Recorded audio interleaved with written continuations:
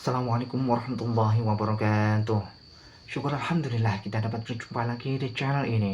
Sahabat beriman yang dirahmati Allah Subhanahu wa taala. Mari kita simak bersama pengajian Ghosbah Kiai Haji Ahmad Bahauddin Nur Salim. Semoga dapat bermanfaat untuk kita semua. Amin amin ya rabbal alamin. Assalamualaikum warahmatullahi wabarakatuh. Bismillahirrahmanirrahim. Sampean sing melarat ya cita-cita wae duwe dhuwit sing dadekno gampang salat. Lah nek sampean wis betah melarat, tapi kula melarat lah salat teng mriki lancar ya alhamdulillah. Jadi kan gak masalah, kan gak ada akibat apa-apa.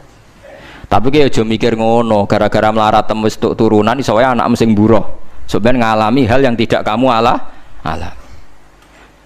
Lho kan mungkin saja saking kowe melarat terus anak sampeyan buruh di Jakarta sing roh sapa? Buruh ning wong sing ora salat.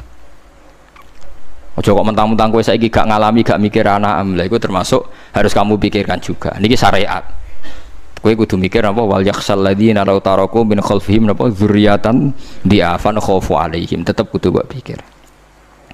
Mulane ketikane Kanjeng Nabi beja-bejane wong iku sing duwe dhuwit utawa pangkat sing yutahassanu bihi min dini, sing iso nggo bentengi napa agama. Lah anak kowe nglakoni ngono demi anak iku tidak ngurangi zuhud. Bahkan kok Nabi Khidir dadi panitiane anake sampeyan. Iku sing diceritakno teng Ashabul Kahfi ketika ana cah cilik anake wong soleh. Abahe kabundut. Abahe sempat nyimpen emas batangan, keleng-eleng gene. Dadi dhisik ana wong soleh mati nyimpen emas apa? Batangan ora. Mboten niki emas batangan ora, Mas. Disimpen nang tembok. Suatu saat tembok ini badhe rubuh. Konsekuensine nak rubuh mas batangane konangan. Nak konangan dipek wong dolim. Lha ape rubuh ditata Nabi sinten? Khidir. Nabi Musa protes, wong karuan tembok ape rubuh kok mbok tata, padahal penduduk kene iku wonge nakal-nakal. Terus jawab Nabi Khidir seperti wa amal jidaru fakana li hulamaini napa yatimaini fil madinati wa kana tahtahu kanzul lahuma wa kana abuhuma solihah. Jadi fatwa-fatwa zuhud sing berlebihan wong ra oleh nabung ngomong kosong, tak jamin. Itu ditentang oleh ulama-ulama syariat. Karena di cerita Ashabul Kahfi ini jelas kan, wong soleh nyimpen emas batangan ning tembok demi anake, keberlangsungan kesalehan apa? Anake. Ternyata dipanitiani Nabi Khidir. Supaya emas iki gak jatuh ke tangan-tangan orang zalim. Toh orang ini ketika nyimpen tetap disifati Allah wa kana abuhuma solihah. Iku nak nunjukno nak wong soleh nabung iku gak ngurangi kesalehan. Tapi rasa mbok mafhum mukhalafah nak ora nabung ora soleh. Innalillahi wa inna ilaihi raji'un. Ora usah ngono, ora usah mbok jero-jero. Pokoke intine iku ana ayat wong soleh nabung iku gak ngurangi kesolehan. Wa kana abuhuma solihah. Saiki wong do ora ngalim, sing fatwa zuhud berlebihan nganti wong sawangane duwe dhuwit dosa. Padahal mau dukung awake dhewe, paham nggih, sing fatwa dukung napa? Awake dhewe. Keliru, pokoke barang berlebihan keliru. Lah sing seneng donya berlebihan. Nganti miliaran ku gak jelas hitungane. Ya nek cara kula sak sedengan misale sak rugen mati ya warisan piro kan? 50 juta. Piro? Mesin bubut. Mesin bubut anake cek kangelan. Maksudnya saya kangelan ngerjakno. Nah mas sak karek ngedol lho. Mboten sing bener ya mas utawi ya tabungan lho. Mesin bubut padha karo ngeke penggawean. Mboten kula setuju mbek fatwane Ibnu Khaldun karena berdasar sejarah itu enggak ada nabi kecuali dari keluarga terhormat. Lah terhormat itu tadi terus kata Imam Ghazali sebetulnya ndak harus terhormat kamu jadi presiden atau bupati. Ada adnal mal, ini rungokno tenan. Ada adnal mal atau adnal jah yang yutahassanu bihi min dini supaya bisa menjaga agama. Lah sekarang kalau pertanyaannya gimana Gus kalau globalisasi itu tadi? Jangan-jangan misalnya kalau kita ngobong gereja di Indonesia misalnya, terus masjid yang minoritas di negara lain diobong sebagai balasan perlakuan umat Islam mayoritas di Indonesia, terus gentiran Islam sing minoritas di negara lain ditindak. Itu jangan-jangan kita termasuk sebab, dan teori itu juga sah. Wong pangeran yo momo tenan, cara ora pangeran yo kapok tenan mbek teori iku. Cara ora pangeran. Makanya niku nyata, wong sahabat itu jenenge sahabat anyar-anyar Islam nggih over. Kados Ruhin Mustafa seneng-seneng kula atau sofer. Saking overe bedina misoi gereja, misoi watu pangeran itu. Jancuk watu kok disembah. Pangeran opo watu jancuk watu kok disembah. Akhirnya wong kafir malah sepi jancuk pisan pangeran. Pangeran akhirnya kena kan. Pangeran ya pangeran Allah akhirnya kena. Akhirnya ana syariat anyar. Wala tasubbul ladzina tu'una min dunillah fayasubbu wa adwam bi ghairi ilm. Mat sahabatmu aja oleh misoi pangerane wong kafir. Kurbane aku mat. Jadi jangan kira semangat tuh. Misalnya kaya Ruhin terus semangat ngiyakno aku ora ngiyakno Kiai liya aku ora damuk kiai akeh. Dadi kabeh melane Nabi nate dawuh la yasubbur rajulu abahu. Wong jogeman misoi bapake. Sampai Nabi dibantah ya Rasulullah wa hal yasubur rajulu abahu. Mosok tiyang misoi bapake piyambak. Terus Nabi jawab ya subu abar rajuli fayasubur rajulu abahu. Ya misoi bapake wong, akhire bapake dekne dipisoi. Ya mau misoi pangerane wong, akhire pangeranem dipisoi. Lah pangeranem ku sapa ora Allah kan? Nah, sistem global itu ya teori itu ya mungkin. Jadi kalau Anda berbuat baik sama agama lain, mungkin agama lain berbuat baik sama kita. Di negara yang saudara kita minoritas, kayak di Bosnia, di Rohingya, di Phuket, di macam-macam, di Mindanao, mungkin bahkan di Amerika. Wong kendel ning Pulau Jawa perlu ditakoki, kowe kendel mergo mayoritas apa mergo mergo jihad. Sampeyan tak ceritani ini kisah nyata kula ndek kanca khusuk era karuan. Nek nang ora salat giyeding era karuan. Islam apa Islam ra gelem salat ngene. Suatu saat dek niku uripe era karu-karuan akhirnya pindah ning Irian Jaya. Ning daerah mayoritas Kristen. Bareng kenalan kabeh jenenge martune sapa Kristen-Kristen. Suatu saat kenalan mbek wong jenenge Kristen Abdullah alhamdulillah padahal wonge ra salat. Mergo butuh tenan, butuhe ketemu Islam, ra salat tak elas, penting apa? Islam. Terus dia ini sadar bener jenengan, Gus, kula gedeng wong ra salat itu mergo ning Jawa, Gus. Bareng ning Sumatera, ning di daerah Irian. Gak iso gedeng. Kowe gedeng wong ra salat tak ning Jawa, jajal saiki manggon Amerika. Ketemu wong asal padha Islam ya wis seneng. Lah iya artinya hukume wong gak ternyata ada ruang dan apa? Waktu. Ya kok kowe darani bojo mayu mergo ora tau metu. Ya kaya ngono. Soreng metu mesti tak ngerti kan waduh. Dadi wong ora ono sing bener asli paham iki cerita. Wong asli ora ono sing bener. Angger ana pembanding ya takobal apa napa? Minna minkum takobal apa? Ya kan. Mulane nganti dadi guyonan kena apa wong tuwa kok asring bojone do ucul mergo sing lanang ndelok bojone wong liya. Lali bojone sing elek terus dibarno. Ya tenan sebagian yang ngono tenan. Wong akeh sing diamuk sing lanang. Wong kok ayune ngono. Ngomong apa, Pak? Lha niku kanca kula tenan. Ngomong apa, Pak? Ya jujur wae jare sing lanang jawab. Masa wong jujur gak oleh jare apa? Wong jujur apa? Lah saiki sampean mulai mikir. Nak saiki ning Jawa ana wong Islam gak salat. Oke, kita gedeng atas nama fitrah agama. Roh wong minum ya gedeng. Tapi sebagian gedeng kita memang masalah kondisi. Buktine hal yang sama kowe ketemu Islam ra salat nak kowe ning Irian Jaya mbok ning Timor Leste kowe seneng. Pira-pira ketemu padha napa Islami. Senajan to ora napa ora salat. Iku mulane bener sak dhuwur-dhuwure ilmu wa faqa kulli dzi ilmin napa alim. Sak dhuwur-dhuwure wong alim mesti ana wong alim. Saya itu baca teorinya Imam Ghazali, Ibnu Khaldun, terus teorinya Salahuddin Al-Ayyubi memang teori itu saling pembanding dan itu mesti kesimpulan saya tadi walau la dafwa hinnasan apa ba'dhum bibadin. Jadi semua teori ini saling melengkapi. Ya memang kalau ketika kita dewa-dewa no fakir, zuhud, enak, tanpa hisab ini seakan-akan kita seneng fakir mergo bebas hisab. Nah, tapi nak ndelok randi kekuatan bergening ambek non muslim terus kowe ape salat kangelan. Lho nggih to, misale sampean buruh ning Jakarta. Posisi buruh, majikan ra salat kon nyupiri, wae salat ra mandeg piye apa. Nah, tapi nak kowe sing majikan buruh ra salat, wae mandeg kowe salat. Ayo malah salat, anutlah ra paham lah wis mamum. Gak tak pecat, selesai kan. Oh, tetap gara-gara melarat itu tetap ra iso akamus salat. Mulane ngaji ku sing imbang ya, aja pengagum kemiskinan. Melarat tuh rasa mbok kagum-kagume biasa ae. Tapi aja mbok gedhingi dosa kowe kualat wong melarat ku napa? Gedhe wong melarat apa dosa. Tapi aja dukung, maksudnya wis ora usah didukung wis akeh malah menapa? Mbok dukung. Wah, malah parah, malah napa? Parah. Lah amar ma'ruf nahi mungkar itu syarat utama tadi ada adna malin, ada adna napa? Jahin untuk yutahasson. Buktine semua nabi itu punya kekuatan sing dadekno enggak tersiksa. Ini ku ma ba'atsallahu nabiyan illa fi mana'atin min qaumi. Allah tidak pernah ngutus nabi kecuali dari kasta tertinggi. Gitu tujuannya wow. Ada sistem sosial yang menjaga. Lucu kan wong Quraisy gudinge ngono mbek Kanjeng Nabi, tapi ora tahu mata ini mergo sungkan Abu Thalib. Sungkan sinten? Abu Thalib. Sayyid Abbas urung Islam, tapi nak nabi dipateni ya ora trimo.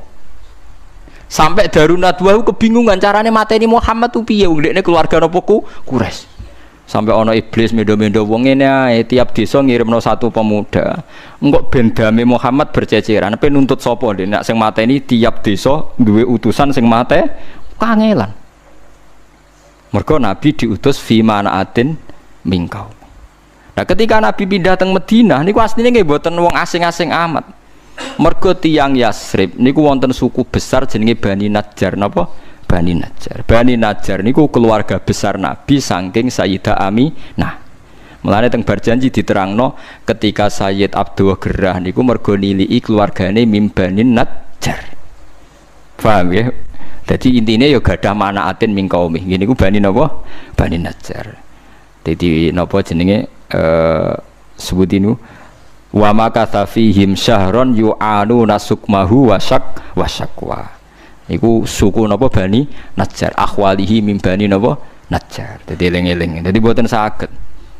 Mane sampean ya ora usah protes, kadang-kadang kena apa wong alim-alim ya rontok-rontok Gus, rontok-rontok mulya karepe ben rapati repot nemen-nemen. Misalnya kayak wong alim terus wong biasa total wino terus kon bubut ruhin. Nah, wayahe mulang wayahe kon apa? Bubut. Ayo repot. Jadi Gus pengeran apa orang ngono ora digaji. Saya itu gak pernah takut mati meskipun saya masih muda. Karena saya bayangkan mati itu ya baik-baik saja. Ketika saya hidup ya gak tahu cara ngelola nyawa saya, kenapa kau gak pergi. Kamu tahu caranya ngelola nyawa kamu, kau gak mati sekarang, gak tahu kan? Tahu-tahu masih hidup kan? Tahu-tahu diutang semacam-macam lah. Sebenarnya kita zaman hidup pun gak tahu cara ngelola nyawa kita. Cara kerja jantung kita, cara kerja paru-paru kita. Nanti setelah kita mati pun tidak tahu caranya hidup ketika kita. Tapi anehnya kita, mosok manusia sudah dilemah iso hidup lagi. Memangnya kita sekarang bisa hidup karena kita. Tahu-tahu ya hidup. Ditekdir anak yang melarat, pesek, elek. Orang lain ditekdir anak Kiai, Gus, Mulyo. Kita kan tidak pernah bisa milih bapak itu ora iso. Ngerti-ngerti anak Karmen, anak Karlan itu sudah tidak tahu. Artinya gini ya, sudah ya Allah ketika saya hidup ya tidak tahu kenapa saya hidup, pasti engkau yang menghidupkan. Ketika saya mati juga tidak tahu kenapa saya mati, pasti engkau yang menghidupkan dan mematikan. Maka saya akan baik-baik saja di akhirat, karena ketika di dunia Tuhannya yang engkau, ketika di akhirat Tuhannya, dan sifat engkau tidak akan rubah, tetap arhamur rahimin. Makanya dulu wali-wali itu kalau mau mati ya santai aja. Saya itu Umar bin Abdul Aziz, itu ulama-ulama dulu, kalau mau meninggal itu kalau keluarganya nangis marah besar. Memangnya mau kemana kamu nangisin saya? Lah kamu kan mau mati. Memangnya mau kemana kalau mati? Ya kembali ke Allah. Susahnya apa? Di dunia ya milik Allah, di akhirat milik Allah. Inna sholati wa nusuki wa mahyaya wa mamati lillahi rabbil. Yang aneh sampai harus melarat orang wani mati. Wah aneh tenan. Ya karena sampean tahu mungkin di akhirat lebih miskin lagi kan. Terus repot terus. Coba kalau dari awal kita menstatuskan diri kita biadillah. Inna sholati wa nusuki wa mahyaya mamati. Tapi kamu salah status. Mengatakan kehidupan adalah momen untuk mencari kesejahteraan. Kehidupan adalah momen untuk cari karir. Kamu mensifati kehidupan secara salah. Jika kamu terjebak nyari karir, nyari kaya. Coba kalau kamu pakai mazhabnya Sufi, kehidupan adalah pemberian dari Allah untuk kembali kepada Allah. Kematian ya seperti itu. Akhirnya ya santai saja. Inna sholati wa nusuki wa mahyaya wa mamati lillahi rabbil alamin. Istri juga gitu. Saya itu tidak sombong, saya itu mulai nikah sampai sekarang itu hampir gak pernah tukaran sama istri. Sama istri saya itu sering bilang gini, Gus kali-kali kalau saya ngamuk itu diwales, dilawan. Supaya saya punya musuh katanya. Betul ya? Ya saya bilang gini, Allah itu maha baik sama saya. Ketika harmonis, ganjaran saya ya lewat harmonis itu. Sehingga saya ngasih uang, menyenangkan Anda. Ketika Anda marah, ganjaran saya lewat sabar. Ya sudah, itu semuanya baik. Kalau kamu marah, saya tidak dapat pahala. Makanya kalau kamu marah, tak dengerin. Ini cara Allah membuat pahala tanpa bayar, kata saya. Justru kalau pas rukun itu untuk dapat pahala harus nyervis, jajak, nukokno kelambi mahal, katanya.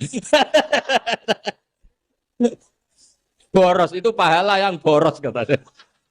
Tapi kalau kamu marah, ini pahala paling murah, nggak usah biaya, dapat apa? Pahala, cukup sabar. Lu itu kalau terlatih, lama-lama dapat, ya biasa saja. Ulama dulu seperti itu semua. Imam Syafi'i itu pernah ada orang baik sekali sama beliau. Orangnya itu munafik padahal. Tapi kalau setelah keluar dari Imam Syafi'i, dia memaki-maki Imam Syafi'i. Suatu saat dia tadi muji-muji jenengan tuh di luar maki-maki jenengan. Imam Syafi'i itu guyu. Guyu semuanya bukan alhamdulillah. Muridnya kan janggal. Ini dikasih tahu gitu. Alhamdulillah. Kenapa Imam Syafi'i dia kan di luar maki-maki jenengan? Berarti aku wong wibawa ning ngarepku rawani. Ya jadi dianggap enteng saja melihat. Berarti aku wong wibawa ning ngarepku ora wani. Ya sudah. Terus ketika ditanya, tapi itu kan bahaya bagi Anda karena memfitnah Anda gini-gini. Kata beliau, zaka Allah. Yang kritiknya bahaya itu hanya Allah Ta'ala. Yang lainnya enggak bahaya. Karena ini makhluk, doif, enggak penting. Loh kamu sampai tersisa dikritik orang karena kamu nganggap makhluk itu penting. Ini gobloknya sampean. Goblok segoblok-gobloknya. Coba kalau kamu mensatukan makhluk tetap makhluk, kritiknya enggak penting. Selesai kan? Selesai enggak? Ini problem Anda tidak wali itu. Kalau dikritik ya susah. Makanya tidak wali itu problem menurut saya. Makanya saya enggak ingin enggak jadi wali itu kan. Karena hanya wali yang hidupnya itu la khaufun alaihim walahum. Yes. Orang dulu tuh semudah itu hidup. Gampang sekali. Dulu ceritanya di antara ceritanya manakibnya Sayyid Ja'far Shadiq itu, kalau ada orang memaki-maki dia itu dikirimi hadiah. Kenapa ya? Karena kebaikan kamu telah kamu berikan kepada saya, ini hadiahnya. Sampai malu yang kritik itu. Kan kalau orang rasani itu kan kebaikannya dikasihkan sama yang dirasani. Lah kamu kan ngajinya seperti itu, tapi dirasani kok susah. Harusnya kan kasih aja, ditransferi saja. Alhamdulillah. Ya karena kita salah menamain tadi. Sing rasani pembenci. Pembenci itu bahaya. Sehingga kamu mereaksi secara serius. Coba kalau kamu pakai hukumnya Allah dan Rasul. Pembenci itu pemberi kebaikan. Istri marah adalah pemberi kebaikan. Ada yang berani mulai meraktekannya.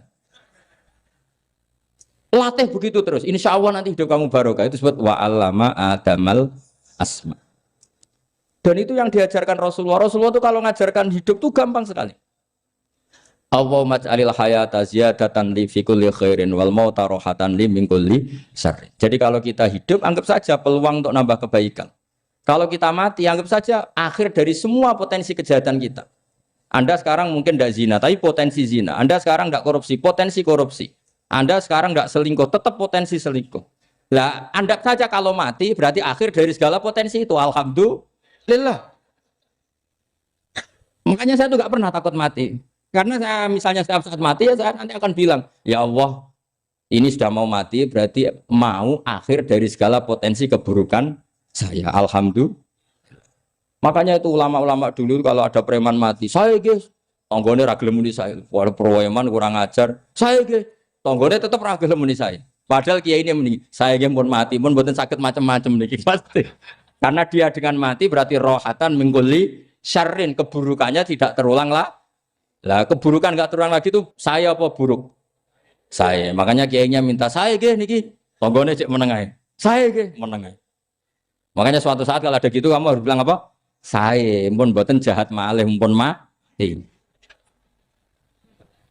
Jadi kayak apa coba? Coba sekali-kali statuskan kalau al hayat adalah ziyadatan lana fi kulli khairin. Al maut adalah rohatan lana min kulli.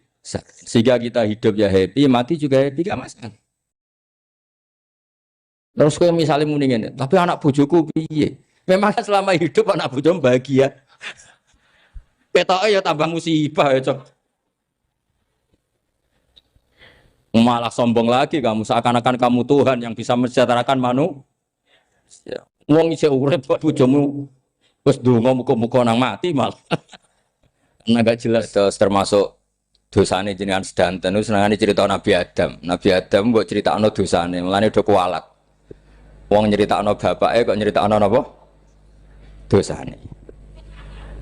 Mulane kata kiai kualat, wong bapake kok diler-ler napa? Dosane. Mulane nak cerita Nabi Adam ini kedah sempurna. Terus niki kula cicil juz tunggal napa wa 'allama Adamal napa? Asma.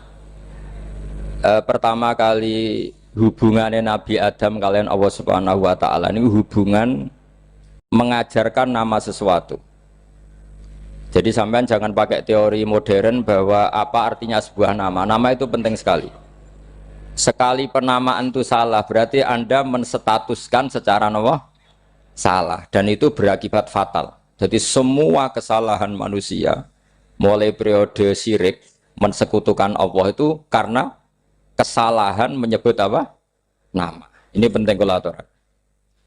Jadi misalnya orang Arab itu ada batu tertentu yang dipahat disebut manat. Manat itu dari kosakata manan, pemberi. Yang satu disebut uzza, sesuatu yang aziz, yang agung. Sehingga akhirnya diperagungkan. Coba kalau misalnya Manat dan Lata itu ketemu orang Lasem, terus ditanyakan, ini batu apa ini? Dari Purwodadi apa dari Mojokerto? Yang mahat siapa? Ini irungnya ndak pas. Ini matanya kok agak picek. Andekan distatuskan seperti itu, kira-kira disembah apa enggak? Enggak. Iki pas pembuatan ini pate protol terus digenti. Sehingga setiap kemusyrikan itu semua para nabi ngendikan in hiya illa asmaun sammaitumuha antum wa abaukum ma anzalallahu biha min sultan. Sebagian ayat ma anzalallahu biha min sultan. Bahwa kesalahan-kesalahan yang kamu timbulkan itu karena kamu kesalahan bikin nama. Makanya status itu penting. Nanti sampean tahu pentingnya yang saya katakan ini. Nanti setelah sampean mati, nanti mesti nyari saya karena kenangan ngaji ini. Ini Mas Atabik itu mas saya, beliau seorang dokter, tapi saya tidak akan bilang dia dokter karena nanti anak cucunya inginnya jadi dosen. Tapi kalau saya menstatuskan dia turunan Mbah Sambu, babai wong alim. Wah anak putune arah alim isin. Tapi nak di status no pegawai negeri dosen, wah anak putune golek duwe pikirannya kan. Karena status itu mengilhami, apa status itu? Karena itu yang dikenalkan. Makanya ini penting. Fir'aun ketika dianggap sebagai Tuhan itu karena dia berhasil menamakan dirinya orang yang nggak pernah sakit. Dan dia penguasa. Penguasa itu artinya apa? Dia memimpin kesekian orang. Akhirnya dianggap Tuhan. Tapi ketika debat terbuka sama Nabi Musa, pertama, mohon standar mohon gemike. Pertama kata Fir'aun, wama Rabbul Alamin. Lalu Tuhan kamu itu siapa? Kata Musa, yang menuhani langit dan bumi. Fir'aun masih bisa berargumentasi. Setahu saya di bumi Tuhan hanya saya. Soal kemungkinan Tuhan Anda di langit, terus Fir'aun nyuruh Haman, ya Haman ibnili sorhal ali abluhul asbab as-samawati fa'attali'a ila ilahi Musa. Tapi kalau itu dibuktikan nanti Musa pasti kalah karena kalau Fir'aun naik ke langit pasti nggak melihat Tuhan.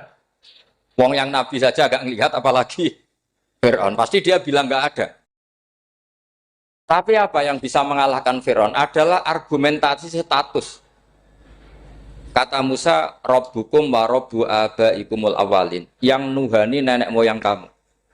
Artinya kalau Fir'aun Tuhan itu berarti Tuhan balita. Karena mbah-mbahnya dulu tanpa Tuhan. Karena Tuhannya lahir terlambat. Akhirnya Fir'aun saat itu juga para pengikut Fir'aun langsung menjadi mukmin meskipun menyembunyikan imannya. Karena kalau Fir'aun Tuhan berarti mbah-mbahnya tidak punya Tuhan. Karena Tuhannya baru dilahirkan kemudian. Artinya gini, andaikan Fir'aun distatuskan al-maulud, orang yang dilahirkan, maka tidak akan ada orang yang menuhankan Fir'aun. Atau Fir'aun dibahasakan Wujida ba'da alam yakun. Dia ada setelah dulu-dulunya tidak ada. Apapun hebatnya Donald Trump, apapun hebatnya Cleopatra, apa Fir'aun, semuanya itu wujidu ba'da alam yakun. Mereka ada dari tidak ada. Yang seperti ini pasti tidak Tuhan. Makanya Allah mengenalkan manusia itu sederhana supaya tidak pernah jadi Tuhan. Hal ata alal insani khinum minad dahri lam yakun syai'am mazkura. Manusia itu siapa? Ya manusia itu makhluk yang ada dari tidak ada. Dengan status itu enggak mungkin kamu Tuhan kan. Ini penting saya utarakan. Jadi dua gerakan Allah itu pasti dimulai salah penamaan. Makanya saya kemarin ketika Mbah Mun intakola ila rofiqil ala ketika beliau wafat, saya bilang ke anak-anak Anwar, statuskan Mbah Mun sebagai orang alim alama al-faqih, muridnya Sayyid Alawi, muridnya Mbah Zubair. Sekali Anda menstatuskan beliau orang besar, tepaan santri sing mau luhur kepengin ditiru besar itu. Nah, niru besar itu terus ono santri mau itu tok ngerasa gede repot.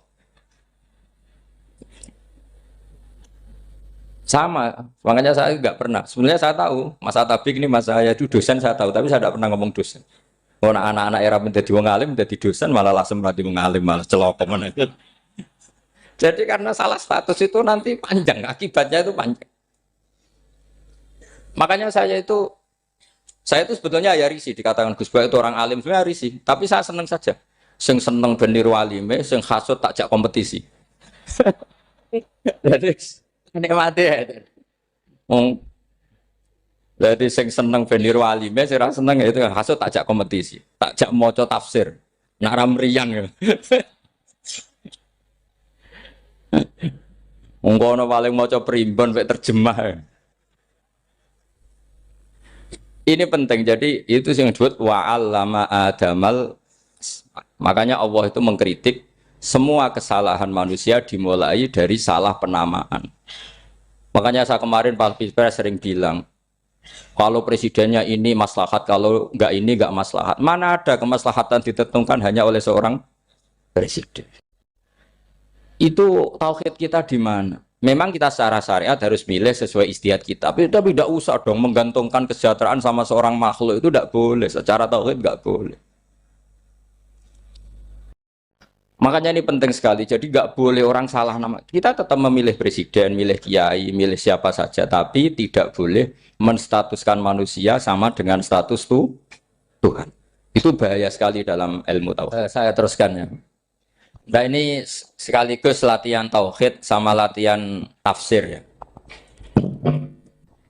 Sampun nggih. Kula terusno malih. Pun santai mawon. Kula ki ikhlas ora ngarah gelo santai mawon. Wong umpama ora sida ngaji ora gelo apa meneh trimo mik rusak. Ndak karena saya itu insya Allah ndak akan pernah salah nama. Saya punya cerita ya, tentang nama itu. Ketika seseorang baik sama tetangga, itu kalau sampean seorang mukmin yang mukhlis, mukmin yang ikhlas, pasti ya karena diperintah Allah. Saya ngajar seperti ini karena diperintah Allah. Baik sama pernah sepuh karena saya turunan Mbah Sambu, ya karena menghormati Mbah Sambu. Itu bagus. Sehingga dulu itu ada ulama, saya berkali-kali cerita, ada ulama punya tetangga itu berdua anak muda. Ya Ahmad, silahkan ke rumah saya, datang. Setelah datang ke rumah pemuda tadi, kata pemuda tadi, ya Ahmad silahkan kembali, saya tidak butuh kamu. Kembali Imam Ahmad, dan santai saja. Setelah kembali sekian menit dipanggil lagi, ya Ahmad saya jadi butuh kamu, datang ke rumah saya, datang lagi. Setelah datang, saya tidak butuh kamu, silahkan pulang. Pulang sampai 3 kali. Itu Imam Ahmad senangnya bukan main, kelihatan ceria senang. Lama-lama muda ini tanya, ya Ahmad kenapa Anda tidak tersinggung, bukankah itu menyakitkan? Enggak kata saya. Tapi saya akan menyebalkan. Enggak kata saya. Kata Imam Ahmad, kenapa aja? Saya ini diperintah sama Allah, kan apik mbek tangga. Dadi nek mbok undang ya teko. Mbok kon mulai ya mulai. Alhamdulillah iso nglakoni perintahe Allah. Dadi aku ora ono hubungane mbek kowe. Sehingga orang itu gak bisa didikte oleh di sekelilingnya karena ya hubungannya langsung sama Allah Subhanahu wa Ta'ala. Jadi dulu tuh orang jadi wali itu segampang itu. Kalau kamu kan enggak, hukum tentang tetangga itu kamu kayak orang kapitalis, kayak orang komunis, pakai teori sosial. Nak diapik yo apik, dielek yo elek. Itu kan pikiran PKI. Artinya satu perilaku sosial didikte oleh makhluk itu perilaku orang mukmin atau orang ke PKI? Itu orang PKI. Kalau orang mukmin ya mangkana yu'minu billahi wal yaumil akhir fal yukrim jarahu, kita baik sama tetangga karena diperintah Allah, sehingga kecewa tidak kecewa ya santai saja. Imam Ahmad katanya, kenapa engkau tetap ceria? Aku ora urusan mbek kowe, urusanku mbek pangeran. Pangeran ngutus sampai mbek tonggo. Saya ulang lagi ya, tetes tentang napa wa 'allama adamal asma. Jadi andaikan seorang manusia melakukan kebaikan karena dia makmur, amarahu wa, kita diperintahkan Allah baik sama tetangga. Ya bahasanya tetap seperti itu. Kita diperintahkan Allah baik sama, sehingga ketika ngalami kayak yang dialami Ahmad, kita santai saja. Ketika kita datang bi amrillah, ketika kembali ya bi amrillah, sehingga ya sudah kita dapat pahala. Tapi kalau kamu kedikte secara sosial, maka kamu akan menjadi orang murahan, yaitu seorang ulama didikte oleh anak muda yang kampungan. Justru kita kalah kan, kita kampungan sekali karena kita ulama senengnya kalau disenengkan orang, mangkelnya kalau dimangkelkan orang. Artinya apa? Kamu didikte makhluk. Itu kerennya di mana coba? Kerennya di mana? Enggak ada sama sekali. Apalagi yang dikte trimo canom sing goblok sing desa. Kamu seorang ulama besar. Tapi kalau kamu hubungannya dengan Allah, dia muji kamu, alhamdulillah dipuji. Dia memaki kamu, alhamdulillah dapat pahala lewat jalur sabar. Kan santai saja. Sehingga saya berkali-kali bilang, setan itu untungnya tidak pernah ngaji saya. Kalau ngaji dia pasti ngerusak metode, merubah metode. Tapi saya tadi berdoa supaya ngaji ini nggak didengar setan. Setan itu ya goblok betul. Setan itu kan suka ya kalau anaknya kiai, cucu kiai dibikin konflik. Dia ngiranya dengan konflik pondok itu tidak solid. Ternyata enggak. Misalnya masa tabik konflik sama keluarga, Bani Lasem, terus ada yang minggat ke Papua kemana-mana. Namanya turunan kiai di mana-mana terbikin pondok, bikin masjid. Yang dulu masjid hanya ada di Lasem, barokahnya tukaran ada di mana-mana. Lah itu namanya setan, salah perhitungan apa? Makanya gobloknya dia itu udah ngaji saya. Kalau ngaji tak kasih tahu itu bahaya itu. Bikin kiai konflik itu bahaya. Iya betul. Islam ada di Indonesia itu ya barokahnya konfliknya sahabat.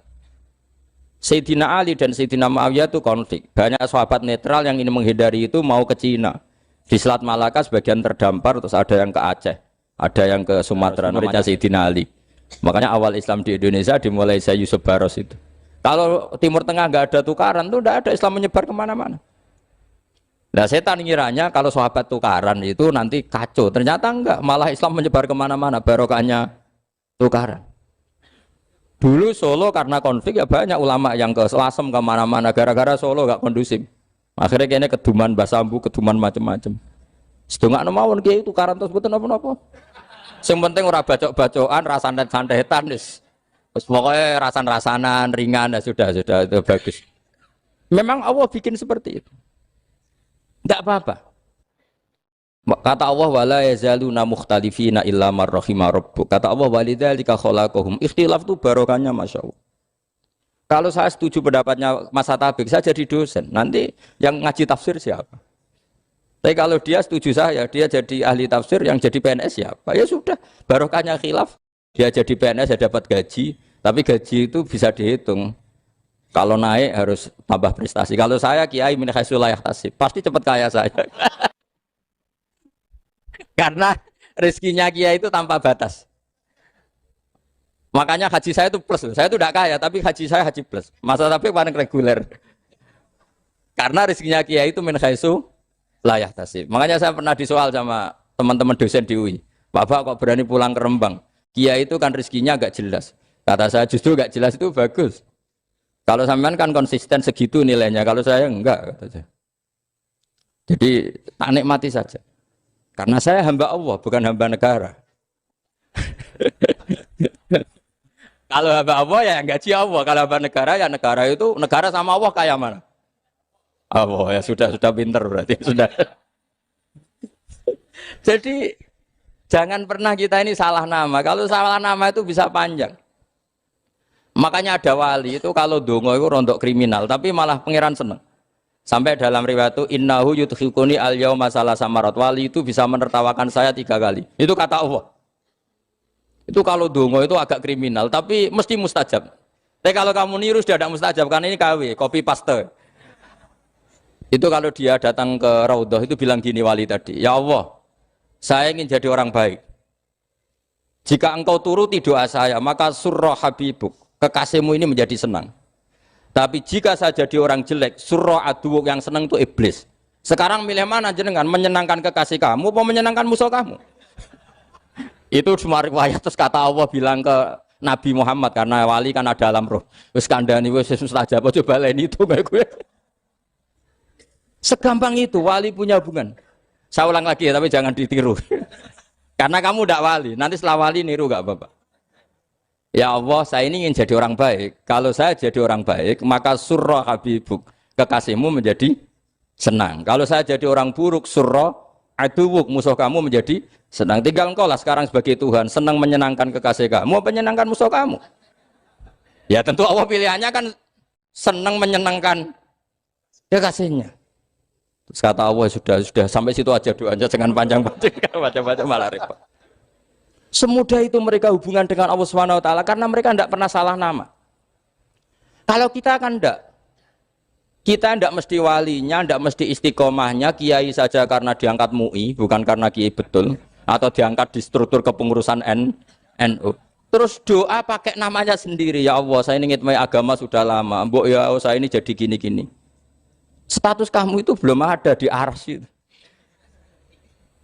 Ini penting saya utarakan, jadi nama status itu penting sekali. Sehingga semua kesalahan saya ulang lagi itu karena status. Ini penting saya utarakan karena sekarang itu banyak nama itu disepelekan. Saya itu sering sinau kamus, jadi saya termasuk menekuni tafsir itu diantaranya menekuni kamus. Saya punya kamus banyak, mulai yang dikarang orang setengah kafir, munjid itu kan, kafir tapi setengah. Karena timnya banyak yang muslim juga. Ada yang Verus Abadi, macam-macam. Yang saya kenang dari kamus, di antara kamus yang saya kenang tentu miliknya Said Zabidi, kamus Mukhid itu. Ada kamus milik saya namanya Mukhtarus Sikha. Itu dikarang oleh orang alim. Itu bilang begini, sama tak bedai sekarang. Lafat ilah itu maknanya apa? Tuhan kan? Tasniahnya apa? Dia bilang isim ini tidak punya tasniah. Dia bilang ilah, normalnya tasniahnya ilahani, jam'anya taksir alihah. Tapi kata dia nggak boleh. Lughat seperti itu nggak boleh. Karena kullusmin harus yadullu ala aini musammahu. Ilah itu nama tunggal untuk Allah. Sehingga karena Allah itu tunggal nggak boleh ada tasniahnya ilahani. Karena kalau ilahani berarti kamu nerjemah apa? Dua Tuhan. Berarti kamu nganggap ada Zaidun. Ketika Zaid dua kamu bilang Zaidani. Kalau banyak, kan nggak pernah ada Tuhan dua atau tiga. Makanya kata pengarangnya itu Abu Bakar Ar-Razi itu kata beliau, wahadal ismu la musanna lahu wala jam'a, wa innama jama'uhu wasannauhu katanya. Isim ini tidak punya tasniah, tidak punya jamak. Tapi kalau orang-orang katanya, orang-orang itu bilang ini ada jamaknya, ada tasniahnya. Ini penting sekali. Karena kesalahan itu enggak ada. Cara teori Quran itu kesalahan itu enggak ada. Yang ada adalah orang salah. Beda loh ya. Tak wari dadi wong pinter. Makanya ini sampai subuh. Tak wari dadi wong pinter. Saya ulang lagi ya. Kesalahan itu enggak ada. Yang ada itu orang salah. Pernah ada enggak 1 tambah 1 15? Enggak ada kan? Tapi kalau orang salah bilang 15, ada. Pernah enggak putih ini hakikatnya hitam? Enggak pernah kan? Tapi kalau orang salah, misalnya Rabun bilang ini hitam, ada. Sehingga ini penting, ini dalam teori ilmu mantek. Setiap Allah menyalahkan mereka, itu kata Allah, yaquluna bi afwahihim. Mereka itu melafatkan dengan mulut mereka bahwa Tuhan itu 3 misalnya, bahwa Lata Hubal itu Tuhan. Itu kalimat yang keluar dari mulut mereka, tapi tidak menunjuk hakikat. Makanya kata Allah, kaburas kalimatan takhruju min afwahihim. Sungguh kalimat itu kalimat kriminal betul, yang keluar dari lisan mereka. Karena apa? Normalnya kalimat itu tadullu ala musammahu atau musammaha. Yang namanya kalimat misalnya putih yang menunjuk putih, hitam menunjuk hitam. Nah, kalau Tuhan kok ditunjukkan ke batu, itu kan kacau. Tuhan kamu siapa? Hubal, itu batu apa Tuhan? Batu. Tuhan kamu siapa? Yesus. Yesus itu manusia apa Tuhan? Manusia. Makanya kata Allah, kaburos kalimatan takhruju min, mesti tulisannya iyaquluna illa kadiba. Ini penting saya utarakan. Jadi makanya kesalahan itu tidak ada, yang ada itu orang salah. Makanya kata Allah ja'al haqqu wa zahaqal batil. Kalau ada hak pasti batil itu hilang. Tapi orang yang meyakini kebatilan banyak, tapi kebatilan itu tidak ada. Pernah ada enggak 1 tambah 1 15? Enggak pernah ada kan? Tapi kalau orang bilang itu ada. Ini penting saya utarakan. Makanya kamu jangan janggal. Kata Allah ja'al haqqu wa zahaqal batil. Ternyata sekarang kebatilan ada di mana-mana. Barang batil itu enggak pernah ada. Yang ada pelakunya. Misalnya nyon saya misalnya gini. Zina itu mengenakkan apa enggak? Kata orang yang ahli nafsu mengenakkan.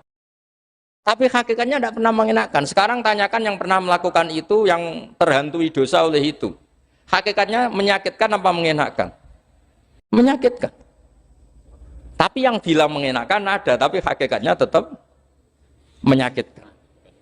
Nah, semua kesalahan manusia itu dimulai cara membahasakan. Mengambil uang negara korupsi itu kata yang baru keturutan nafsu nih. Enak punya uang banyak, mengenakkan. Tapi kata yang sudah ketangkep, menyakitkan. Nah faktanya korupsi itu dihisap sampai akhirat. Statusnya itu menyakitkan apa mengenakkan? Menyakitkan. Andai kan orang menstatuskan korupsi menyakitkan, maka akan menjauhi korupsi. Makanya semua kesalahan itu dimulai dari salah memberi nama. Ini penting saya utarakan supaya kamu kalau menafsirkan Quran itu nanti terus benar. Makanya setiap kesalahan kata Allah apa? Kaburas kalimatan takhruju min afwai. Nah kalau kalimat itu nyata kata Allah kalimatu haqqin aliyana nahya wa aliyana mut wa aliyana nub'as. Atau katanya istilah pangeran dzalika bi anna Allaha wal haqqu wa nama yatuna min dunihi wal batil. Nanti terus urut, sampean baca Quran nanti bisa kayak saya urut, konsisten. Yaitu tadi.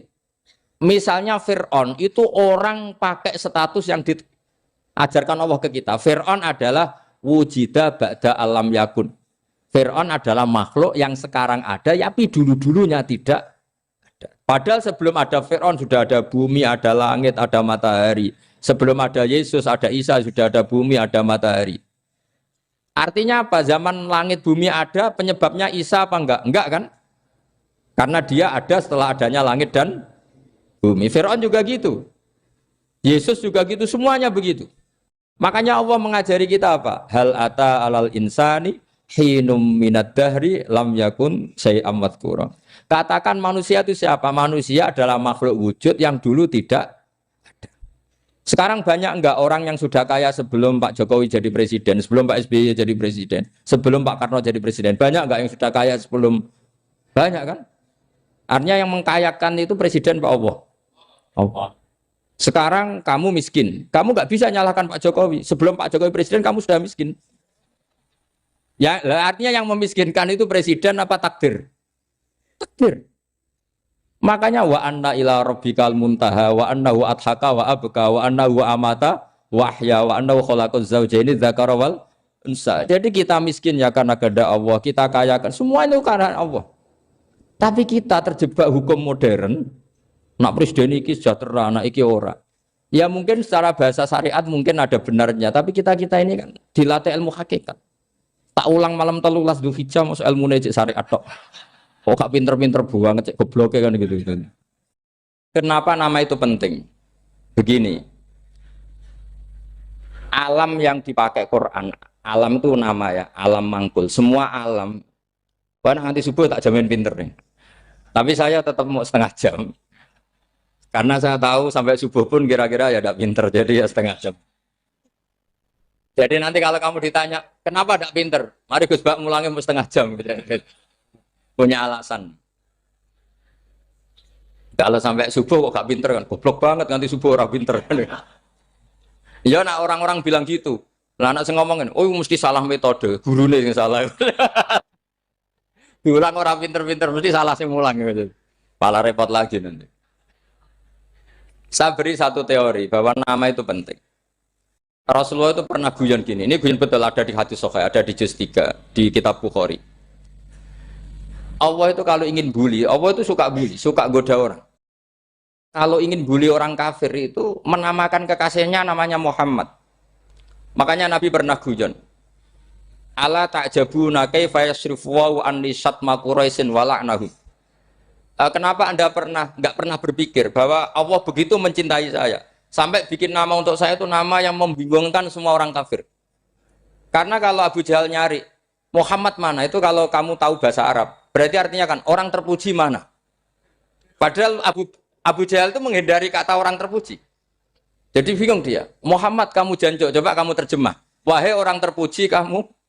Itu kan kado semua. Makanya Allah itu suka bully. Jadi kata Nabi Muhammad, kamu tahu betapa Allah itu mencintai saya. Dan bikin bingung orang-orang yang menghujat saya. Karena mereka kalau menghujat saya tetap menamai Muhammad. Itu coba kalau kamu tahu bahasa Arab. Mana Muhammad orang yang Berarti kira-kira kalau Abu Jahal Misa itu jancuk kamu Muhammad. Berarti artinya apa? Wahai orang terpuji, kamu jancuk. Ini kalimat yang kacau kan? Akhirnya Abu Jahal pinter. Kalau nyari Muhammad bilang gitu. Ya mudammam, ainal mudammam. Makanya kata Nabi, yastamu namudammaman wa yal'aunu namudammaman wa ana Muhammad. Akhirnya Abu Jahal kalau nyari Muhammad, ainal mudammam, mana orang yang tercela? Akhirnya orang-orang tanya, mudammam itu siapa? Muhammad itu loh. Akhirnya dia keinget lagi. Ya Muhammad itu loh. Akhirnya ya bilang Muhammad lagi. Jadi kayak apa? Makanya itu saya mangkal kalau sama orang dan anaknya Kiai jenenge Agus karena ya tetap diceluk Gus. Karena ya saya itu punya teman itu enggak Gus, mangkalnya bukan main sama anaknya Kiai. Dia punya cita-cita anaknya nanti dinamai hanya Agus saja. Supaya semuanya manggil. Terus nanti yang hasut ya bilang Dus. Kayak kemarin pas Pilpres itu macam-macam. Tapi ini penting saya utarakan. Jadi nama itu nggak boleh salah. Status juga nggak boleh salah. Makanya saya ingin misalnya anaknya Kiai kok jadi pejabat. Ya sudahlah, jabat itu. Saya betul. Saya sampai sekarang dengan Gus Yasin itu ya tetap nyucup. Saya bilang ini putra guru saya, ini Gus saya. Saya tidak pernah membahasakan beliau wakil gubernur. Bahayanya nanti suatu saat, oh ini mantan, kan repot. Jadi ini penting, status itu penting. Orang sekali salah status itu bahaya, ke depan itu bahaya sekali. Karena tadi saya bilang, tadi misalnya banyak kan anaknya orang-orang alim alamah, terus anak cucunya jadi dosen atau jadi doktor gitu. Terus ini yang jadi status. Nggak boleh seperti itu. Ya sudah, dokter secara akademik, dia jadi PNS karena kestatusan itu, tapi di keluarga tetap saja status alimnya saja. Atau mudawimul khairi, mudawimul tahajud. Mudawimu apalah, ini selalu tahajud, ini selalu deres, ini selalu ibadah. Sehingga anak cucu kita ya kenangannya itu. Anak-anak saya meskipun kecil itu jamaah terus, karena ya saya selalu jamaah. Dan saya melihat, kalau anak saya tanya, Pak, kenapa Bapak sholat terus? Ya saya bilang, sepantasnya jadi manusia sujud, cuma selama melok dudunya, melok nganggo. Pangeran dibayari ya ora gelem. Kata saya gitu, wong nganggo wong ya bayar. Lagi nganggo bumine pangeran ra bayar wis anggap aja sujud itu bayar kata saya gitu. Sehingga merasa sujud itu satu identitas. Ini penting saya utarakan karena tadi saya betul-betul mengenang istilah Allah wa 'allama Adamal asma. Semua kesalahan itu kata para nabi inhiya illa asma'un samaitumuha antum ba'atau. Kita membahasakan misalnya Presiden Amerika orang terkuat di dunia. Bagaimana mungkin orang terkuat kemudian agak mangan sedino lemes? Hebatnya ning ndi? Iku nak pas mulas weteng agak ngising ya lemes. Hebatnya apa? Makanya Allah ketika menerangkan Isa itu tidak Tuhan, itu Allah sederhana cara ngendikan. Karena yakulani to amal masih ibnu Maryam illa rasul. Qad khalas min qablihir rusul. Wa ummuhu siddiqah kana yakulani to'am.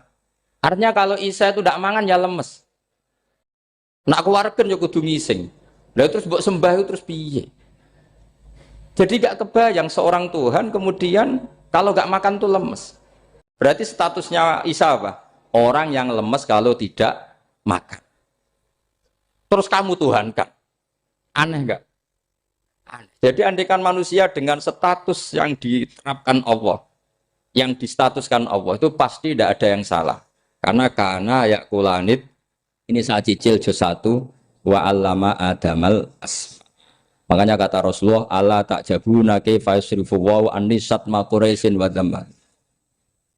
Ini penting, nama itu penting. Karena sekali nama ini salah, coba misalnya orang sepakat darani Fir'aun itu wujida ba'da alam yakun. Fir'aun itu ada yang dulu-dulunya tidak ada. Hal ata alal insani hinum minad dahri lam yakun syai'am math. Coba kalau kamu melihat sekarang kamu hidup itu apa? Untuk sujud. Sujud itu murah, gampang. Untuk mengenal Allah. Allah itu gampang kita kenal. Karena Allah itu adzaru minadz dzahir. Adzaru dzahir itu Allah. Zat yang begitu jelas. Lah mati itu mau apa? Ya menuju Allah. Hidup menyaksikan Allah, mati menyaksikan Allah. Itu nyaman. Yang menjadi tidak nyaman karena kamu salah bikin status. Hidup untuk menggapai cita-cita. Untuk sukses. Tek wong komunis yo muni ngono. Lonte yo muni ngono. Copet yo muni ngono. Rumah samu sing men bahagia aku ya itu. Rumah samu sing men duwe akeh ku itu. Coba copet kamu tanya, kenapa kamu nyopet? Ingin punya uang banyak. Terus kiai tak kok sering dakwah kena opo? Repot to. Ngajape ngono maksudnya. Tapi nak jawab dakwah nyebarno Islam, aku ora dibayar apa-apa. Waras berarti, napa? Ini penting saya utarakan, makanya saya itu mau ngajar itu diantara itu. Al ismu ya dulu ala musamma. Maka itu hebatnya Quran. Quran itu ketika menjamakkan kata ilah itu diulang. Qul law kana ma'ahu alihatun kama yaqulun kata Allah. Karena lafaz ilah itu tidak boleh dijamakkan. Itu jamak kriminal. Loh kok tidak kriminal gimana coba? Kalau Zaidun itu satu, boleh enggak kamu mengatakan ja'a Zaidani? Enggak boleh kan? Kalau Zaidun satu, boleh enggak kamu mengatakan ja'a Zaiduna? Enggak boleh kan? Sama ilah itu satu apa dua? Satu. Boleh enggak kamu katakan ilahani dua Tuhan? Enggak boleh. Makanya Allah kalau mengatakan alihah itu qul law kana ma'ahu alihah, andekan. Lau itu andekan. Itu aja masih ditututi kama yaqulun, sebagaimana mereka katakan. Karena lafaz ilah itu enggak pernah punya jamak alihah. Makanya Allah mengatakan qul law kana ma'ahu alihah, masih ditambahi kama yaqulun, tapi itu kata mereka kira-kira gitu. Maka kenangan saya sama Mbak Turekan, saya ini masih pernah setuju sama Mbak Turekan karena saya mbah saya kandung namanya Fatimah, itu abahnya itu orang sini. Fakhriyah itu. Ibunya itu orang Kudus, makanya saya ini ya turunan Kudus, turunan Nas. Itu kalau Batu Rehan, kalau hari kematian Yesus, itu kan ditulis hari wafatnya Yesus. Batu Rehan kan tentu meyakini Yesus itu Isa itu tidak mati tapi makanya di kalender Kudus sampai lihat itu kan, matinya Sibah Isa kan ada dalam kurung Sibah Isa. Jadi yang mati itu Sibah Isa. Karena kalau yang mati Isa kan menyalahi Quran wa ma qataluhu wa ma salabuhu walakin subyalah. Maka ditulis kematian Sibah Isa. Hanya Almanak Kudus, yang lainnya enggak karena sudah ikut bahasa nasional. Saya pernah agak bantah dulu, ya masih ditulis gini saja, kematian Yesus dalam kurung katanya. Jadi ono-ono. Karena saya ini teori Quran. Quran itu kalau ada bahasa salah, itu diulang. Kullau kana ma'ahu aliyatun kama yakul. Karena enggak benar, jamak aliyah itu enggak benar. Bagaimana mungkin sesuatu yang satu dijamakkan? Coba kamu bisa mengatakan Zaiduna karena Zaidnya banyak. Kamu punya tamu rojulun. Kalau orang banyak rijalun. Kamu melihat satu masjid, masjidun. Kalau masjid banyak, masjid. Masalahnya Tuhan itu enggak pernah banyak, mau satu. Makanya itu hebatnya kamus-kamus yang dikarang orang alim. Bahas tasniahnya ilahun itu lam yujad katanya. Tapi wajaduhu wasamauhu. Tasniah ini enggak ada secara hakikat, tapi mereka ada yang menjamakkan, yaitu mereka-mereka yang salah. Makanya tadi dalam ilmu mantek kesalahan itu tidak pernah ada, yang ada adalah orang yang salah. Jadi kesalahan itu tidak pernah ada. Yang ada adalah orang yang satu tambah satu pasti dua. Enggak mungkin empat. Empat enggak ada, lima enggak ada. Tapi orang jawab salah, banyak. Nah, itu namanya ilmu. Ya, makanya yang namanya ismu itu mesti ya dulu ala musamma. Andai kan orang mengatakan Lata Uzza, ini batu yang dipahat oleh si A. Dulu pesennya di Muntilan, batunya dari Mojokerto. Dulu pas bikin tangannya protol terus disemen, dilakban. Bisa nggak jadi Tuhan kalau dengan status seperti itu? Fir'aun misalnya, dulu nggak ada, lahir ngompolan, tahu retoreten, ciliknya malah tahu tipes. Terus tua-tua jadi pangeran, aneh nggak tuh? Jadi semua, makanya setiap kemusyrikan itu kata Allah, inhiya illa asmaun samaitumuha antum wa abaukum ma anzalallahu biha min sultan.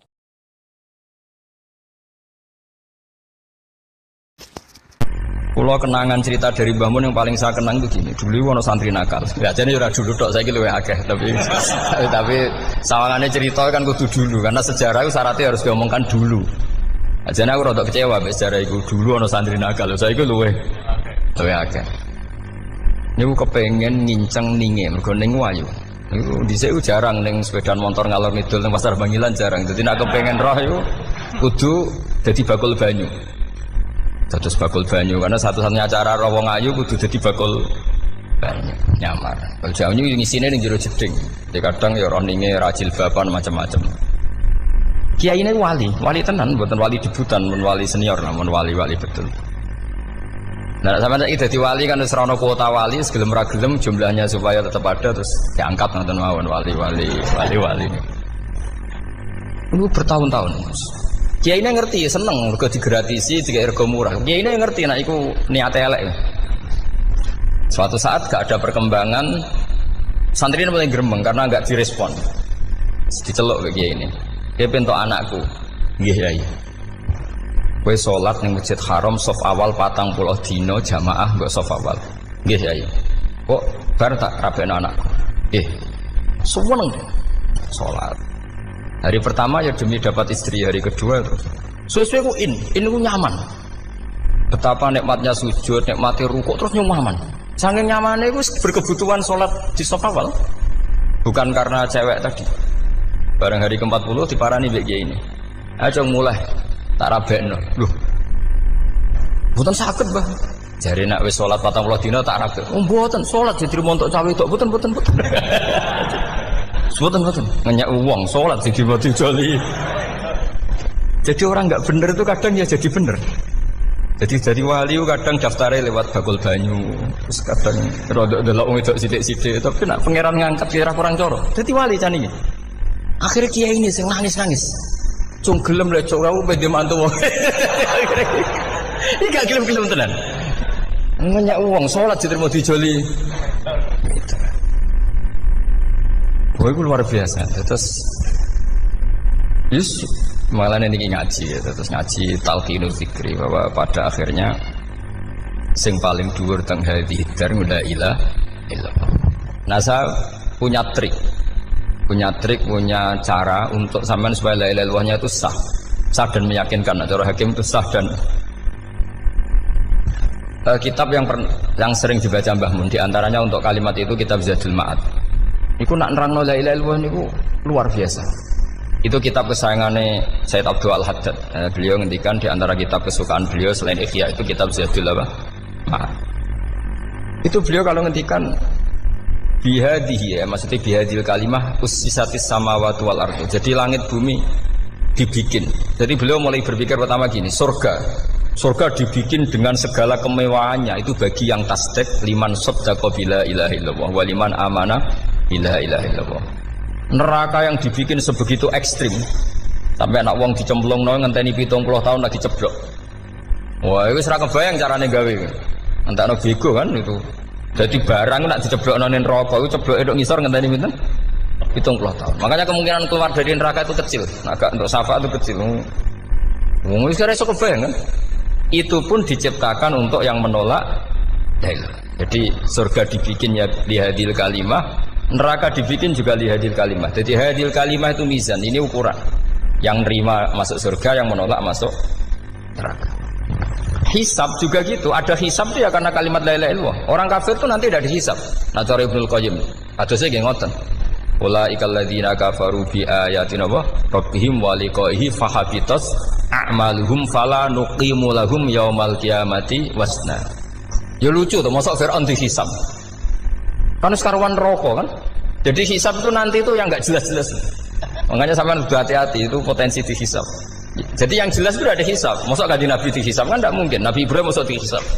Fir'aun masa di, karena yang jelas surganya tidak dihisab, yang jelas nerakanya juga enggak dihisab.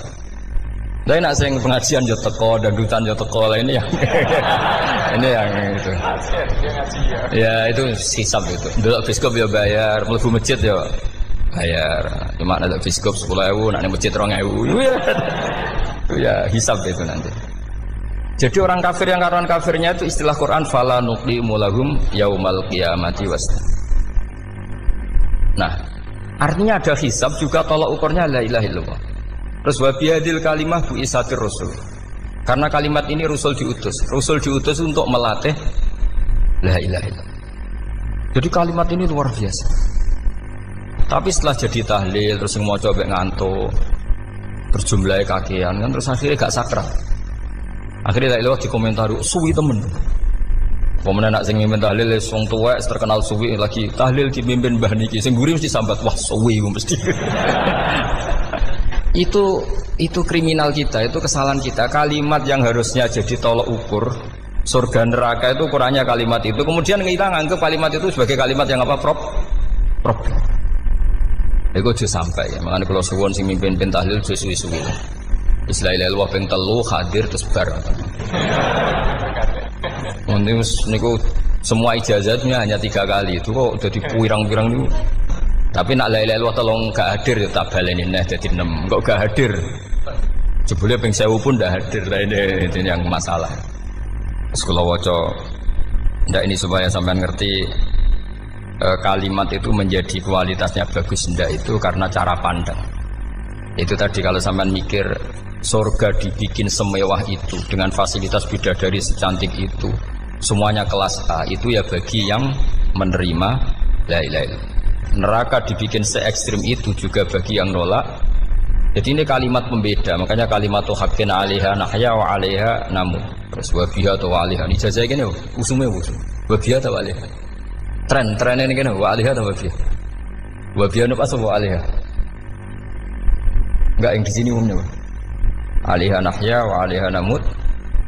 Wa 'alaiha atau wa biha. Wa 'alaiha atau wa biha.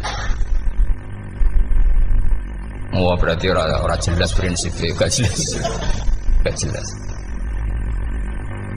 Jadi kalau suwon Mbah Mun sepuh-sepuh niku fi akhiri hayati nu sering maos talqinu zikri. Karena memang beliau ingin di akhir hayatnya juga kita semua nanti di akhir hayatnya semuanya min ahli la ilaha illallah Muhammadur Rasulullah. Dan itu dimulai dari sesuatu yang sangat-sangat ilmiah. Yaitu tadi dimulai kenapa surga dibikin untuk sing iman la ilaha illallah. Kenapa neraka dibikin untuk yang menolak la ilaha illallah. Kemudian Rasul diutus untuk melatih la ilaha illallah. Nanti ada azab ya karena menolak la ilaha illallah. Ada maghfirah karena yang terima la ilaha illallah. Makanya istighfar, kalau cara oleh istihad, niku istighfar itu setelah la ilaha illallah cara kalau oleh istihad.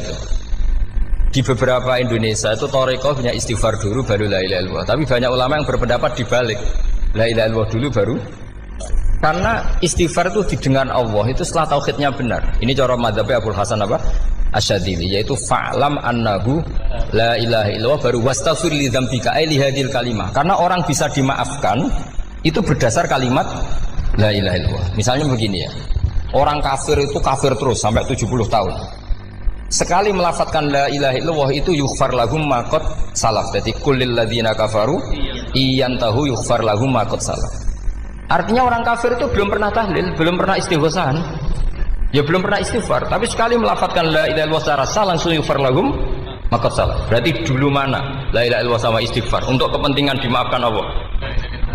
La ilaha illallah cara madzhab Abul Hasan Asyadzili karena alasannya wong kafir sing kafir wae tanpa istighfar asal kalimat la ilaha illallah benar langsung yughfar lahum maka. Jadi cara pikirannya Abdul Hasan Asyadzili itu la ilaha illallah yang benar dan kamu baru istighfar nanti insya Allah pasti dimaafkan bihaqi la ilaha illallah. Jadi fa'lam annahu la ilaha illallah baru wastaghfir li dzambika bihadil kalimah karena sahnya istighfar setelah kalimat ini sah. Itu orang kafir yang kafir berpuluh-puluh tahun itu langsung diberi bonus sama Allah yughfar lahum ma qad salaf. Lah ukuran iyan tahu pakai apa coba? Hei para wong kafir nak kowe mendo sangka kekafiran ukurannya pakai apa? La ilaha illallah. Sekali la ilaha benar langsung yughfar lahum ma qad salaf. Makanya ketika ya Ja'far Shadiq, Sayyid Ja'far Shadiq beberapa lama arja ayatin fil Quran adalah qulil ladzina kafaru iyan tahu yughfar lahum ma qad salaf. Jika mana kan abet disiksa malaikat, dia wong kafir 70 tahun Gusti.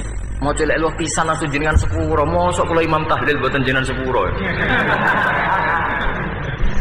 Ya tapi maksudnya nak malaikat, tapi kowe golek wajib lah iku mari perkara iku mulai masalah kan. Bangsa ora ikhlas iku mulai masalah. Nak sing guri malah meneh, tapi kowe ngoco lelo ambek gremeng. Mergo kesuwen. Dan nak kesuwen wong gremeng sing dosa sing tahlil apa sing gremeng?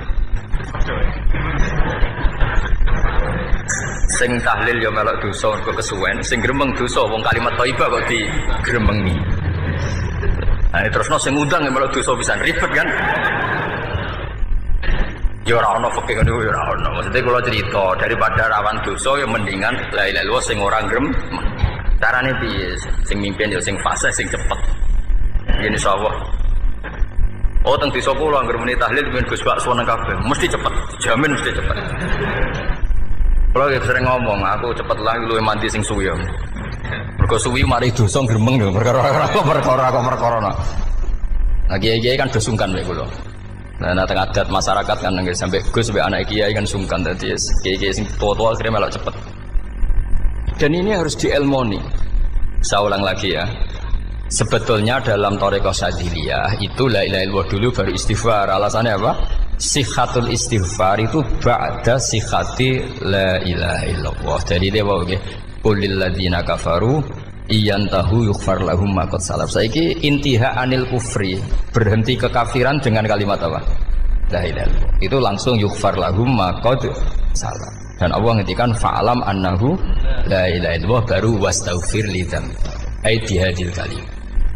Artinya gini, bisa saja istighfar kita itu tidak didengar Allah karena tauhid kita tidak pernah benar. Mau ngelafat notok tapi tauhidnya tidak benar.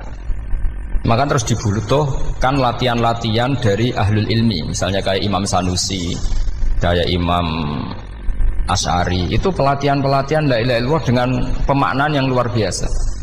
Misalnya begini. Ambil saja la ilaha illallah itu dengan makna seperti ini. Tidak ada sesuatu yang maujud kecuali disebabkan oleh yang super maujud. Alam raya ini, langit bumi ini kadung berstatus maujud. Kan nggak mungkin yang maujud diciptakan yang tiada. Nah ngono mau hadhil maujudat khalaqaha wajibul wujud.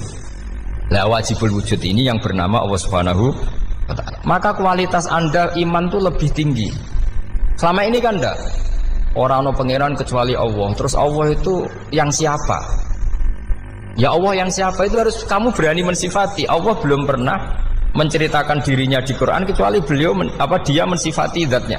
Saya adalah sing khalaqas samawati wal arda misalnya. Saya adalah zat yang begini. Karena itu dengan cara itu bisa dikenali. Ya, dengan cara itu bisa dikenali. Makanya Allah itu harus kita kenali, yaitu lewat ma'rifatullah. Ibadah tertinggi adalah ma'rifatullah. Ya caranya ma'rifat tadi dimulai. Gak mungkin alam raya ini kemudian diciptakan oleh al-adam, sesuatu yang tidak ada. Pasti yang namanya maujudat diciptakan yang maujud.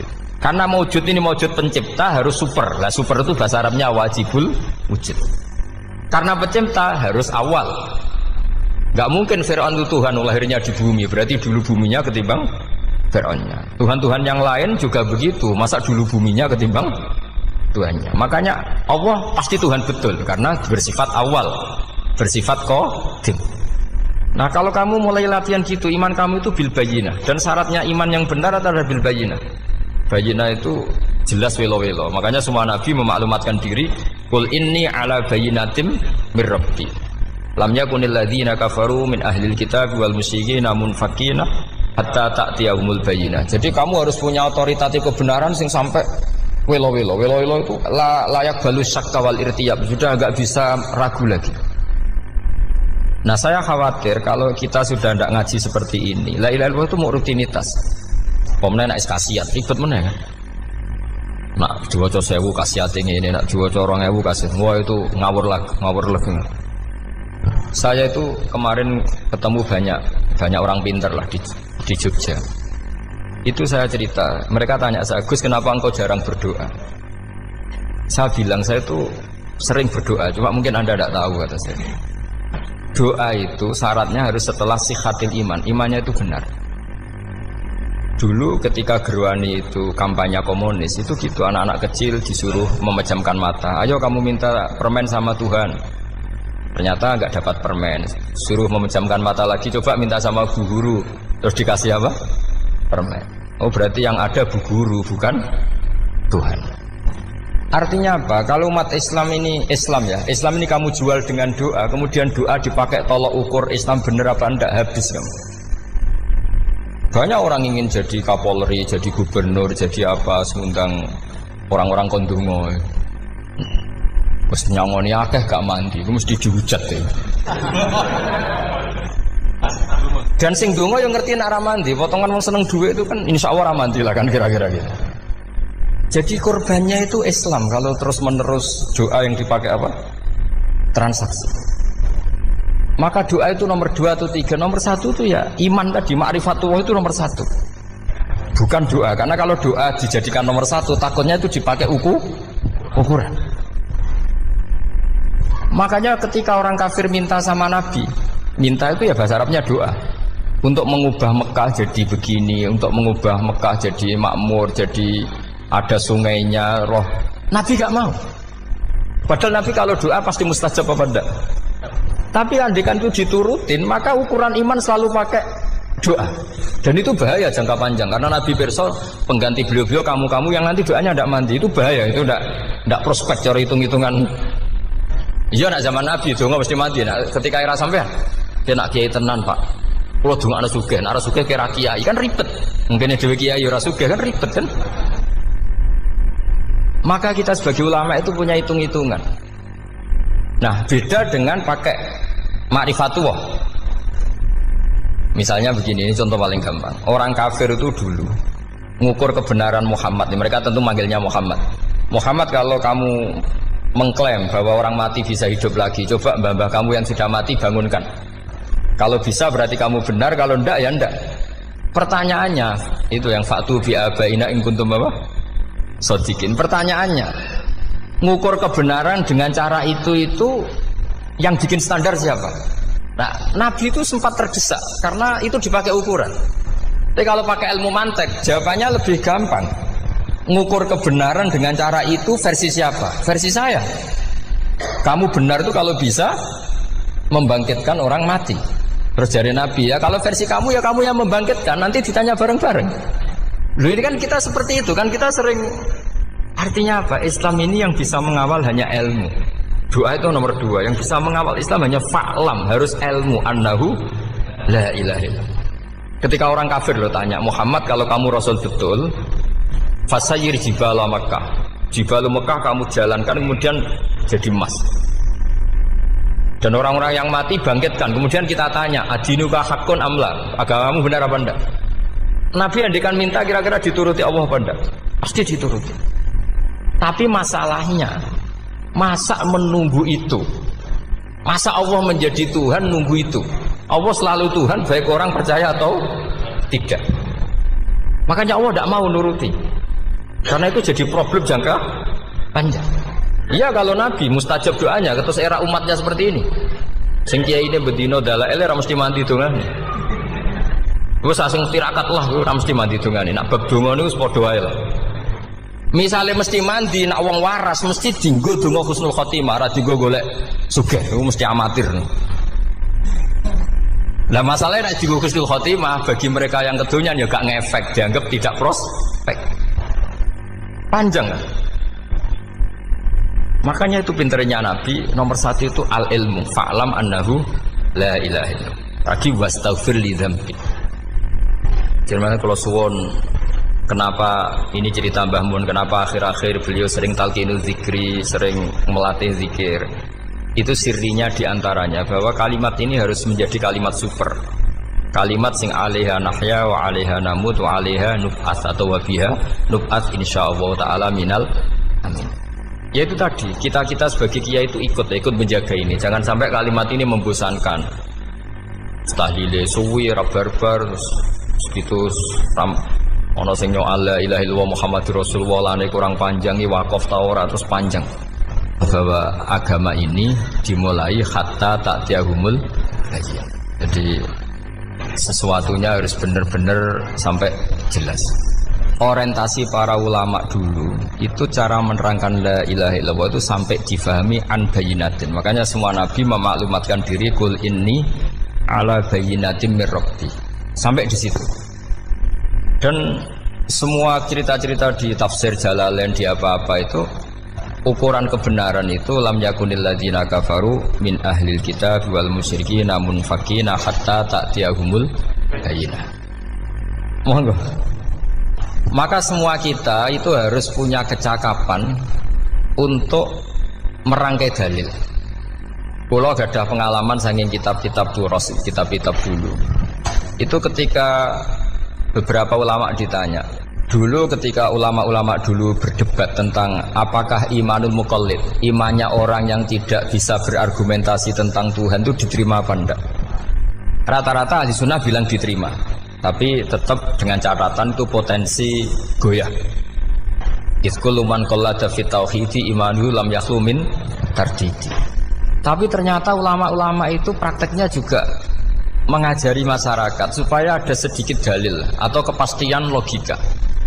Masyhur itu ulama dulu ketika tanya orang-orang Arab, orang-orang desa, ya Arabi, bima arafta rabbak. Kamu kok tahu kalau Tuhan itu ada, itu gimana? Jawabannya mereka meyakinkan. Al-ba'ratu tadullu alal ba'ir wa atharul aqdam yadullu alal masir. Ono tletonge sapi ya mesti ono sapine. Ono asarul aqdam, artinya ono tipake wong liwat ya mesti ono sing liwat. Sehingga itu sudah dianggap cukup kalau ada makhluk ya ada khalik. Artinya terus menjadi gampang ketika Allah ngendikan misalnya am khuliqu min ghairi syai'in. Mosok hadhil makhluqat sing maujudat kemudian khalaqahal adam. Itu kan enggak ketemu akal. Maka termasuk kekaguman saya sama kitab Fathul Bari sarahnya Bukhari itu ngendikane wa hadza sing inda ahlil mantak yusamma iltizazan aqliyan, bahwa agama ini harus ada kenyamanan secara akal. Kalau Nabi membahasakan wajadah halawatal apa? Iman. Iman yang manis itu misalnya kita profesor, kita ilmuwan, kita seorang yang top, yang paling cerdas di dunia. Kemudian kamu secara agama didogma oleh pimpinan agama kamu. Kebetulan pimpinan agama kamu misalnya komunis. Terus diberi ajaran misalnya hadhil maujudat khalaqahal adam. Yang maujud ini diciptakan ketiadaan. Kan mungkin profesor lah mesti stres. Piye? Wong Adam kok ciri utama ketiadaan ya layu asiru saya tidak ngefek. Bandingkan dengan misalnya kita goblok lah, petani lah, wong paling goblok lah misalnya. Diajari bumi ki ana mbah wonten, terus sing gawe bumi ana ya ana, wong barange ana kok sing gawe ra ana. Lebih gampang. Lah itu cara Fathul Bari. Hadatin itu mudah sekali. Sahlah qoriba kalau dalam baca Said Abdul Haddad itu hadil kalimah sahlah qoriba. Sahlah qoriba itu enak difahami karena ya sudahlah kalau hadil maujudat ya khalaqahal maujud. Berhubung maujud ini maujud khaliq ya wajibul wujud, kira-kira maujud super lah atau kausa prima atau apa. Jadi segampang itu ulama menerangkan tauhid. Nah khawatir saya kalau penjelasan seperti ini sudah hilang terus mau wong takok kasihate nak maca sakmene paket ngene, nak sakmene paket ngene. Lah nak ramadi terus mental. Judul lek ilmu yo ngobos. Nah ini kan jadi tersangka. Makanya saya tadi bilang saya berkali-kali saya belajar tauhid, belajar ilmu mantek. Itu kepentingan saya hanya satu. Supaya orang familiar dengan logika la ilaha illallah. Yaitu tadi mulai yang pelatihan kelas ringan, yaitu tadi al-ba'ratu tadullu alal ba'ir wa asarul aqdam yadullu alal masir, sampai pelatihan yang agak berat, tapi sebenarnya tidak berat-berat banget. Karena tadi am khuliqu min ghairi syai'in. Masa kalian semua yang sebegini hebat maujudat kemudian kamu disebabkan oleh sesuatu yang tiada. Lha iku mbok sampean profesor lah iku ora iso logika, wong barang ra ono kok nyebabno.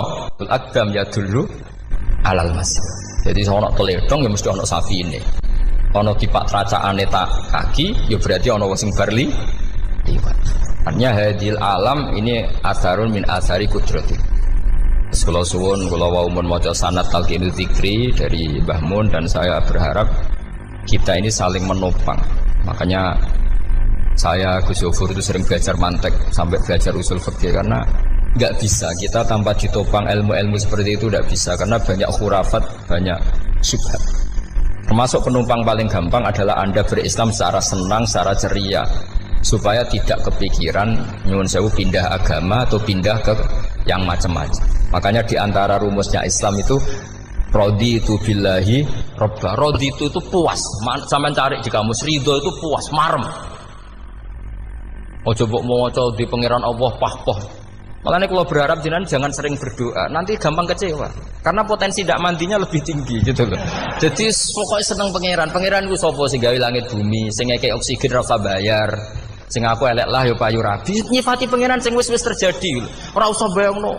Wah aku njaluk jadi bupati ora njaluk sugih ribet. Lho kula kecelok wong alim mboten nate nyifat donga nemen-nemen. Sing wis kliwat ya.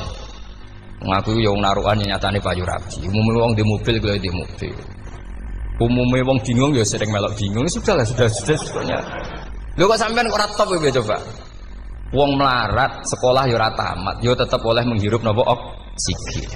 Presiden seneng jadi presiden, kowe ngopi untuk utangan ya wis semeneng. Semula ra diusir bojo ya wis semeneng. Sebenarnya seneng itu gampang. Mbok yo nyifati pangeran sing wis gampang-gampang lah kayak di Quran itu nyifati Allah itu alhamdulillah alladzi atamani wa saqoni. Aku melaratlah nyatane kelar mangan. Ya sudah yang gampang-gampang. Lah sampean ndak kakian donga pun sugih. Kula bolak-balik cerita, kula nanti dolani wong elek. Rayu elek sowan kula. Kula kenangan terbaik saya dadi kiai gini. Gus kula dongakno dadi sugih.